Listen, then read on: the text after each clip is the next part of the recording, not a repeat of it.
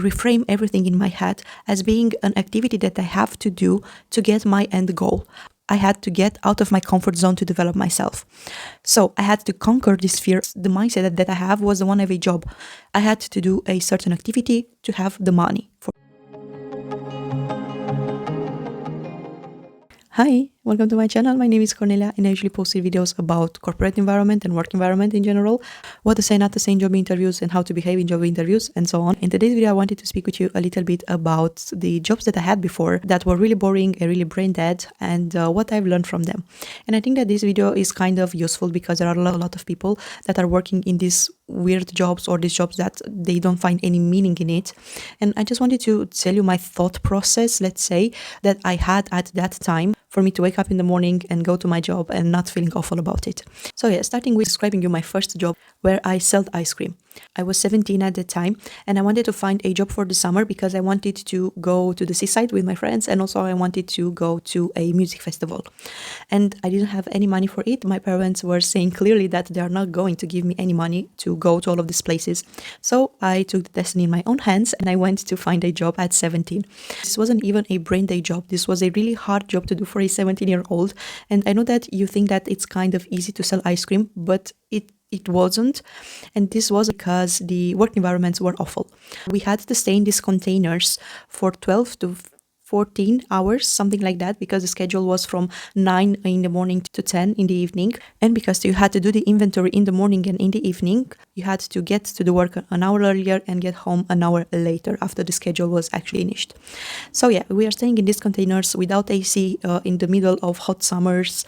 And at the same time, we had like a lot of cash, a lot of money. We had no protection, so anyone could get there and steal my money. So this is something that I was really scared about every day. And we had no vacation days. So the way that I actually went to my 2 holidays that I've planned was because I talked with my colleague and she was covering for me. Then when she wanted to live in her planned holiday, I was covering for her. So yeah, this was the way that we had like vacation days. So yeah, this job was, the condition of the job were awful. And besides selling ice cream, you had to clean. And this was the part that I really hated because we really didn't have water to clean. And we only have this hygienic stuff that you have to puff it all over the place. And you were basically not cleaning anything. You were just cleaning to look nice, not actually cleaning because we didn't have water. Also, we were moving locations and there were some weeks where I had to work in a specific location that was 10 to 12 kilometers away from my home.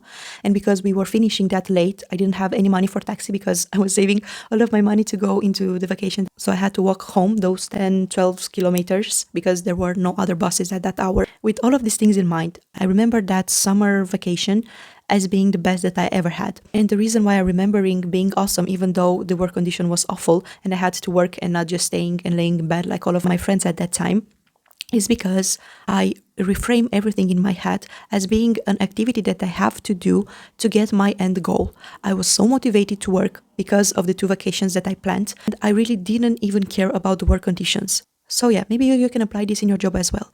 Maybe you are saving money to buy a car. Maybe you are saving money to do your first payment at the house that you want to buy. Maybe you plan for a trip. Maybe you want to buy some nice clothes, a nice bag, and you are saving it for it. You have to find a motivation for why are you working. And the motivation can't be just to have groceries and pay rent. No, you need to find something bigger than that.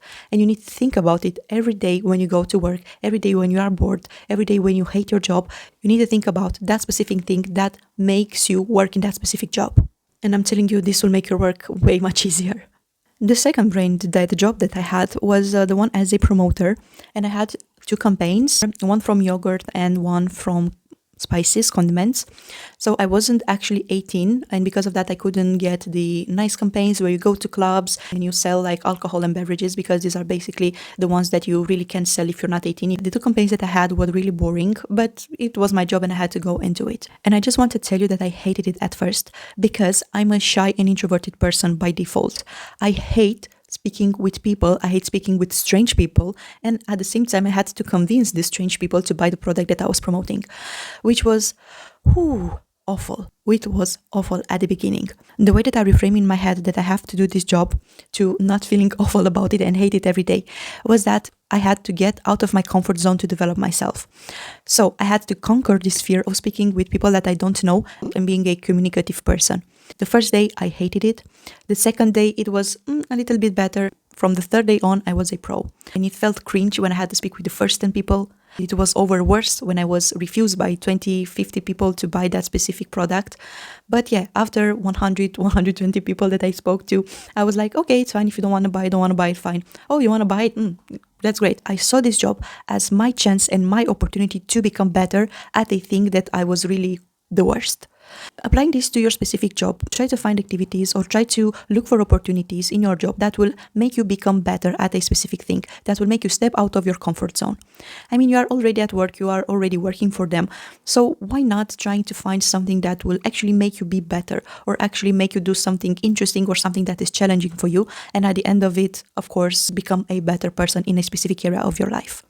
The third job that I wanted to speak about, it wasn't actually a job, but I saw it as one at the beginning, and this was the scholarship that I got from my faculty. In my first year of university, I had a nice entrance score, and with the score, I was eligible for scholarship. So I was kind of surprised that I had a lot of money from the university just because I had a good entrance score. And then I was thinking about, okay, so I need to learn and I need to study a lot just to keep my scholarship. And for me, the mindset that I have was the one of a job. I had to do a certain activity to have the money. The university or the state will pay me to be a good student. And believe me, to have scholarship at university and to keep it for 6 semesters, it's hard. So because of that, I went to all of the courses. I had a great attendance. I was doing all of the projects. I was involving in discussions with the professors in the seminars and in the courses.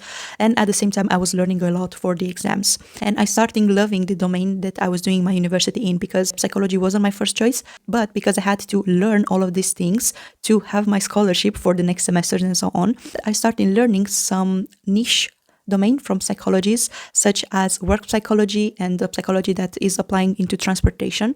And if you are thinking about it, these are two very dry subjects and not a lot of students like to talk about them or like to learn about them. But yeah, they were in our curriculum and everyone had to learn about them. But because I was so interested in getting the money from the scholarship, I was really going in deep in all of these subjects. And of course, the professor that was teaching these dry kind of subjects, they were really impressed about it. And they really liked the fact that they find a student that are really interested in what they teach. And they try complimenting me. And of course, when you receive compliments about something that you do, you think that you are better at it and you are motivated to learn more and to study more about this. It was like a chain of actions that started from me just wanted to have scholarship. The domain that I choose to specialize in psychology, which is work psychology, is the domain where I actually working at the moment. So in your brain dead job, just find some things that you actually like, or maybe just give it a chance. And maybe from work and from learning about that specific job, you'll start loving it, or at least find a niche subject that you like and just press on it and become a specialist at it. Don't get discouraged if you are in a job that you feel like you are not really growing and you are not really learning new things. Just try to find some activities that you like from that and try to learn about them, because you really don't know if maybe your brain dead job that you have at the moment will turn into a career for you after a few years. The last job that I wanted to speak about is in fact the first job that I had working within recruitment. When I got hired in that specific company, I was hired on an entry-level job where I basically have to copy information from somewhere to our internal database. So basically this was a really brain dead job and you really didn't have to do anything. But because I wanted to do my job well, my manager started to notice me and he started giving me people to mentor. Or people that I could be a buddy to. So I was responsible of the new joiners. And because I was doing a good job in general, my manager thought that I would be better suited for a more senior role. Guess what? I was promoted. And I was promoted in kind of a short period of time. And then I got promotions after promotions after promotions. Even if you are in a brain dead job, just do a good job and try to network with the people around you. Because during the promotion cycles, you have to have feedbacks from different people, from your mentor, manager, your peers, and people that are below you, if you are a manager, of course. And if you try to network, and if you try to work with everyone well, and they notice that you tried, they notice that you try to be a good professional in general, of course, you receive good feedbacks about it and you will be promoted. If you are networking and try to get along with most of the people that you are working with and be respectful, be professional and so on, they might also recommend you for future jobs. And I had situations before when colleagues that left the company recommended me for a new job for the company that they were working for, because we had good relationships and because they saw that even if my job wasn't like the best or the most interesting one, I was doing a good job. I was trying to learn, do my best and be professional about it. So yeah, networking is another thing as well. Do this in your job, even if it's awful, because you never know if one of your colleagues will quit and in 6 years from now they will recommend you for a better job at their new company. Or you never know if your manager really starts liking you a lot and will propose you for promotion for the senior managers and you'll be promoted in a more interesting job. Try to network, try to learn as many things as you can, try to find opportunities to evolve and become better, and find a motivation for you to do that specific job. This will help you a lot get through all of these jobs, as it helped me as well. Let me know in the comments down below if you have any other tips, or what would be your opinion about all of these subjects that I talk about. Don't forget to subscribe, comment down below, and so on. And don't forget to check my video where I'm telling you how to deal with stress at work. Thank you so much for watching. Bye.